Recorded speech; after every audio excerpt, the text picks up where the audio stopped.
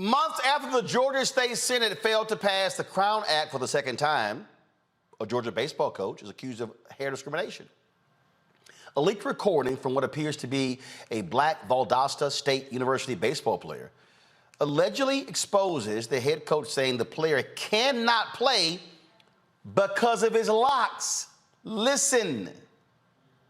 You had an attitude. I never gave you any attitude about my hair. Every time you said something like, yes, sir, and I tried to comply with it. No, you didn't. No, you didn't.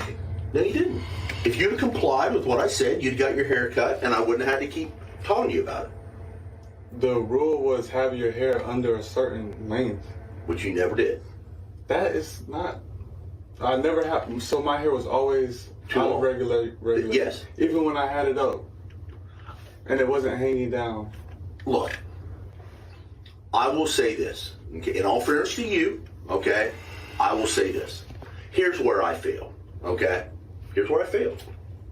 What I should have done in the very beginning, and I didn't do it, and this is my fault, and I could see how it gave you the wrong impression. So I'm not going to totally blame you, because it takes two with everything, okay? What I should have said in the beginning was, this is what you got to do with your hair. And then once you do that, then I'll let you come out there. Okay, and I didn't do that. Again, this was my fault. Okay. I mean, it also kind of discrepancies when there's other guys on the team. We're not talking about other guys. I told you before on the phone, we're not going down that route. Why would I go down that route again? I'm just saying, like, this is stuff that people is telling me. I don't care what anyone else says. This is between you and me. I'm the head coach, okay? It doesn't matter what any other player says. It doesn't matter. So again, why would I want you back on the team when we're right back having the same conversation again? I don't know why we're having this My hair is cut. I don't know why we're having this conversation. It's not short enough to be on the baseball team. My hair is not short enough to be on the team? Yeah. Right now? No. How is that possible? No. How is that possible? I'm the one that sets rules. I can set whatever rule I want. These rules, how is that possible though? I bet you $1 million is somebody on the team that has longer hair. I don't care about anybody else on the team, okay? I don't care about anyone. We're not talking about anybody else on the team. I don't know why you can't get that through your head. Okay? I want to be treated just like everybody else. What do you mean? If you want to be treated like everybody else, then follow the rules I give you. I'm following the rules. No, you're not. No, you're not. How am I not following the All right, y'all, so what I'm doing right now, I want to show you who this Valdosta State baseball coach is. He said, if you heard the actual, you heard the video there, and he actually said, look, I'm the head coach. Well, this is the head coach. His name is Greg Gillums. This is Greg's phone number and email right there as well. And so he is the head baseball coach. He's a 26-year veteran. He's been with the program since 2008. And so this is him right here. You see him now. This was recorded by the player. The player, y'all, is his information. He's also out there as well. Give me a second. I'm going to pull up for you who he is. And because, again, he used to play at Jackson State. He transferred to Valdosta State. And again, so this is the brother right here, Asher Akerich. And again, this video was posted to TikTok on the player's account. That's where it was posted. And so that's who this brother is. This story has gotten a lot of attention all around the country. Different stories have been done. I mean, and so this is his, this is the TikTok page right there. You see Asher. You see it right there. This is his page. It was posted on his page right here on TikTok. Look, here's the whole deal, folks. And Rebecca, this is why the Crown Act is so important. This has nothing to do with playing baseball. Now, people need to understand, baseball is one of those ridiculous as sports. For instance, the New York Yankees, they have a ban, they've had a long time ban on facial hair. They allow mustaches, but for George Steinbrenner's whole deal is, I want clean-cut players. Players have actually had to cut their hair. The Cincinnati Reds, for a long time, had a ban on the exact same thing. And so this has been something that these white owners have used.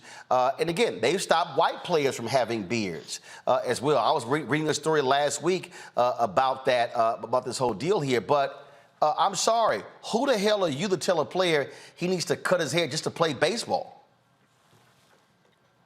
You know, Roland, I often talk about my home state of Nebraska. There's only 93,000 people in Nebraska. But a couple years ago, the very conservative Nebraska legislature was able to pass the Crown Act. And it's now legal to discriminate based upon hair in my home state of Nebraska.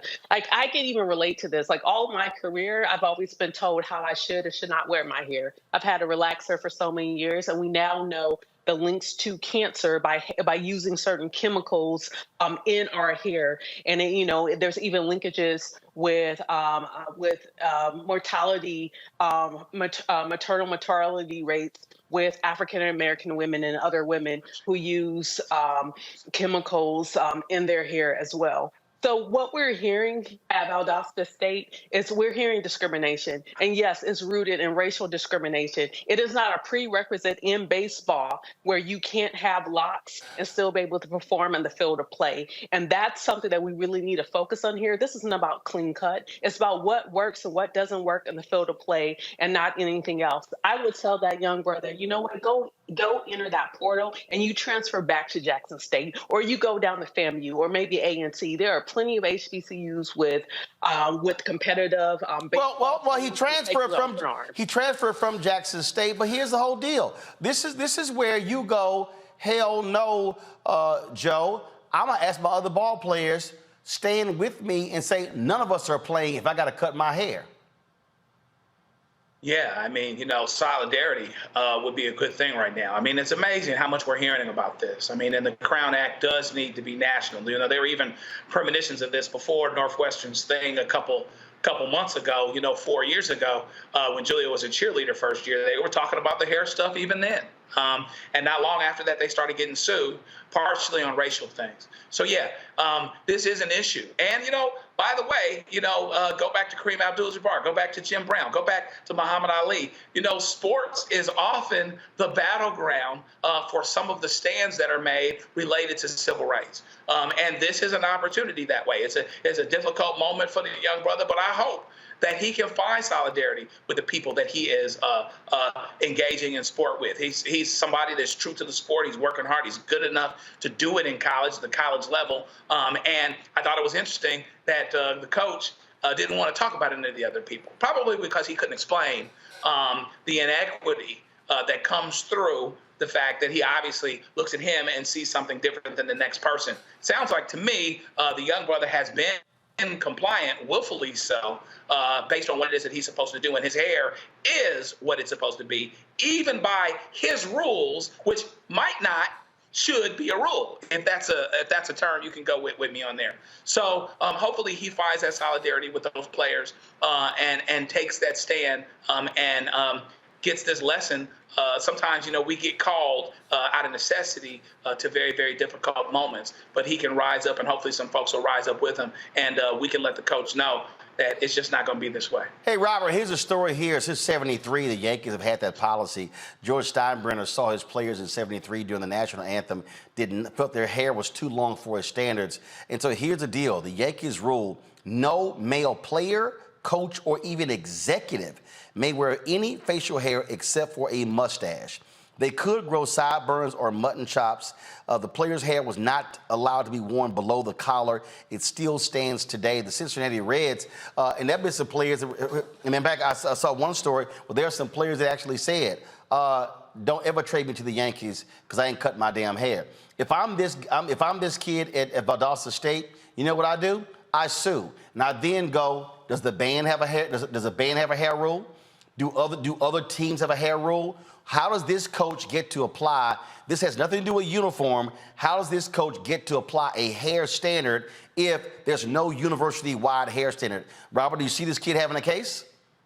I can see him having a case, and also, as you said, if he can find solidarity of other players, if he could show that there are white players who were similarly situated, who had longer hair that wasn't locked, who weren't reprimanded or disciplined, I think he absolutely can. If you have other players who are willing to join you, might have a class action suit that you could bring against the school and against indeed the university system of Georgia for racial discrimination.